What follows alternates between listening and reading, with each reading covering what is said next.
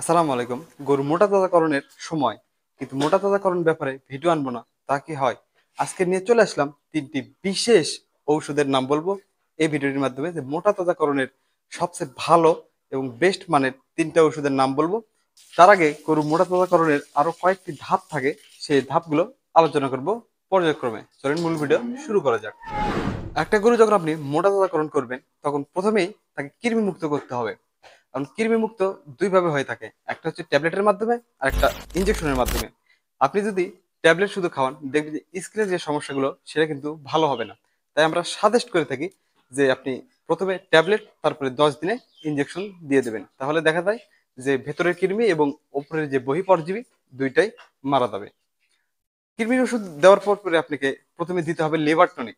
যে কৃমিগুলো লিভারে বসে থেকে রক্তগুলো খেয়েছে, সেই লিভারটা সুস্থ এবং সুন্দর রাখার জন্য অবশ্যই লিভার টনিক জরুরি।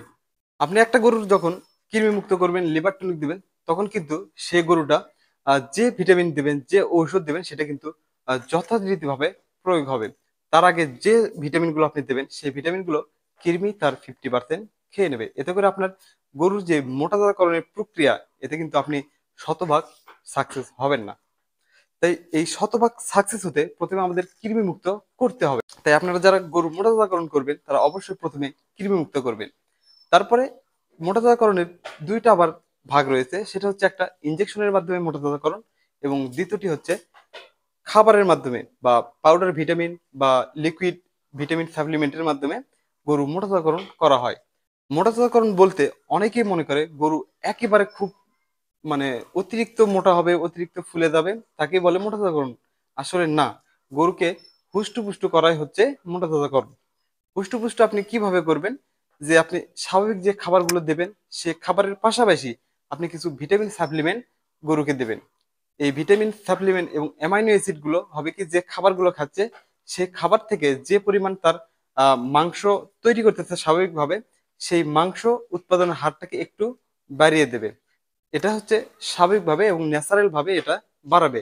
মানে শরীরে যদি অ্যামাইনো অ্যাসিড সংখ্যা বেড়ে যায়, তাহলে মাংস উৎপাদন একটু তাড়াতাড়ি হয়। তাই অ্যামাইনো অ্যাসিড গুলোর কাজ হচ্ছে এই স্বাভাবিক পর্যায়কে একটু ত্বরান্বিত করা। একেই বলে হচ্ছে মোটাতাজাকরণ বা পুষ্টপুষ্টকরণ। আর মোটাতাজাকরণ দুই রকম ভাবে হয়, একটা ইনজেকশন আর একটা হচ্ছে পাউডার।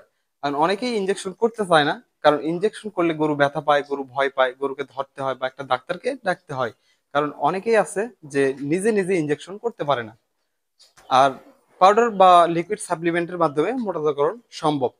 তাই অনেকে এই লিকুইড বা পাউডারটাকেই বেছে নেয়। তাই আমি প্রথমে ইনজেকশনের ব্যাপারে বলতেছি। আপনারা যদি গেইন ফাস্ট, এই গেইন ফাস্ট যদি ব্যবহার করে থাকেন, এটার 100 এবং 500 প্যাক সাইজ রয়েছে।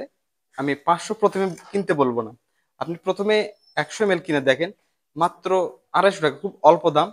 এটা আপনি একটা ব্যবহার করে দেখেন, যদি রেজাল্ট না পান, এটা ধার দিয়ে যাওয়ার দরকার নেই, এটা ব্যবহার করার দরকার নেই। একটা 100 ml একটা গরুকে আপনি নিয়ে এসে 7 দিন পর পর তিনটা ডোজ করবেন। 100 ml মানে টোটাল 3 ভাগে ভাগ করে একটা গরুকে ইনজেকশন দেবেন। তাহলে দেখা যাচ্ছে প্রায় 20-21 দিন হয়ে যাচ্ছে। আর একটা জিঙ্ক খাওয়াবেন। এই জিঙ্ক আর এই গেইন ফাস্ট ইনজেকশন দিয়ে অবশ্যই আপনি এই 3 নাম্বার দিনে, মানে 21 দিন পরে অবশ্যই আপনি বুঝতে পারবেন যে গরুকে কোনো একটা কিছু দিয়েছেন। যদি বুঝতে পারেন যে এটা কোনো কাজ করতেছে না, বা আমার এই ভিডিওটি দেখার মাধ্যমে আপনি কিনে প্রতারিত হয়েছেন, অবশ্যই ভিডিওটি এসে রিপোর্ট করে যাবেন। মানে রিপোর্ট দিয়ে যাবেন যে এটা একটা ফেক নিউজ ছিল। আসলে আমি কোনো ফেক নিউজ দিই না, একদম কার্যকারী, এবং আমি নিজে ব্যবহার করি। এরকম ফেক নিউজ আমি মানে ফেক ভিডিও বানাই না। আর এই গেইন ফাস্ট ব্যবহার করলে আপনারা অবশ্যই উপকৃত হবেন, এইটুকু ভরসা রাখতে পারেন। দ্বিতীয়ত, যারা হয়তোবা লিকুইড সাপ্লিমেন্ট বা হচ্ছে পাউডার খাওয়াবেন, পাউডারের মধ্যে সবচেয়ে বেস্ট, এগুলো সবগুলোর মধ্যে কমন কিন্তু জিঙ্ক রাখতেই হবে। ইনজেকশনের ক্ষেত্রে গেইন ফাস্ট, পাউডার যখন খাওয়াবেন পাউডারের ক্ষেত্রে আমি সাজেস্ট করি, আমাকে সবচেয়ে ভালো লাগে গ্রোথ ফর্মুলা। এই গ্রোথ ফর্মুলা কিন্তু বাইরের, এটা বাংলাদেশের ডক্টরস কোম্পানি এটা মার্কেট করে। তো এই গ্রোথ ফর্মুলাকে আমাকে সবচেয়ে ভালো লাগে। আর তৃতীয়ত, লিকুইড সাপ্লিমেন্ট। লিকুইড সাপ্লিমেন্টের মধ্যে রেনাজেসটা অনেক ভালো, কিন্তু একটু দাম বেশি। আর যদি একটু কম দামের মধ্যে চান, তাহলে হচ্ছে এসকেপের প্রোটিমিন। প্রোটিমিনটা কিন্তু অনেক ভালো লাগে, এবং এখানে ব্যানানা ফ্লেভার দেওয়ার কারণে গরুরা খুব ভালোভাবে খায়। এবং একটা লোক যখন ওই জিনিসটা দেয়, মানে হাতে সর্তার ভেতর দিচ্ছে বা চারির ভেতর দিচ্ছে, তাকে একটা সুন্দর সেন্ট লাগে, সেও কিন্তু খুব পছন্দ করে। তবে মোটামুটি এই তিনটার যে কোনো একটা আপনি ব্যবহার করেন, আপনার গরুকে মোটা তাজাকরণ করেন, এটা হচ্ছে ন্যাচারাল পর্দায় বা স্বাভাবিক পর্দায়, এতে কোনো গরুর ক্ষতি হয় না। এটা আপনার গরু যতদিন বাঁচবে ততদিনই ব্যবহার করতে পারবেন, কোনো সমস্যা নাই। আমার এই ষাঁড় গরুটাকে মোটা তাজাকরণ করব, কিন্তু এখনো কিন্তু ন্যাচারাল খাবার দিয়ে তৈরি করতেছি, এর জন্য দেখেন সে কিন্তু এখনো খুব ভালো একটা মোটা তাজা হয়নি। আসলে ন্যাচারাল ভাবে আপনি উৎপাদন করলেও যে দাম পাবেন, একটা মানে ভিটামিন বা যারা ক্ষতিকর ভাবে উৎপাদন করতেছে, মোটা তাজাকরণ করতেছে, তারাও কিন্তু সেম দামে বিক্রি করবে। সো ন্যাচারাল ভাবে উৎপাদন করার কোনো দরকারই নেই, কারণ এখানে লসের সম্ভাবনা বেশি। আমরা যদি সামান্য ভিটামিন বা সাপ্লিমেন্ট দিই, এক্ষেত্রে কিন্তু কোনো ক্ষতি হয় না, বা এটা কোনো খারাপ কিছু না, বা এটা মানুষের শরীরে কোনো ক্ষতিও করে না। তাই স্বাভাবিকভাবে আমরা এই জিনিসগুলো দেব। তাই আমরা প্রথমে আজকে আমরা কৃমি মুক্ত করলাম, এরপরে এই ভিটামিন গুলো শুরু করবো ইনশাআল্লাহ। ভিডিওটি থেকে উপকৃত হলে অবশ্যই একটি লাইক করবেন, চ্যানেল নতুন হলে সাবস্ক্রাইব করবেন। ধন্যবাদ সবাইকে।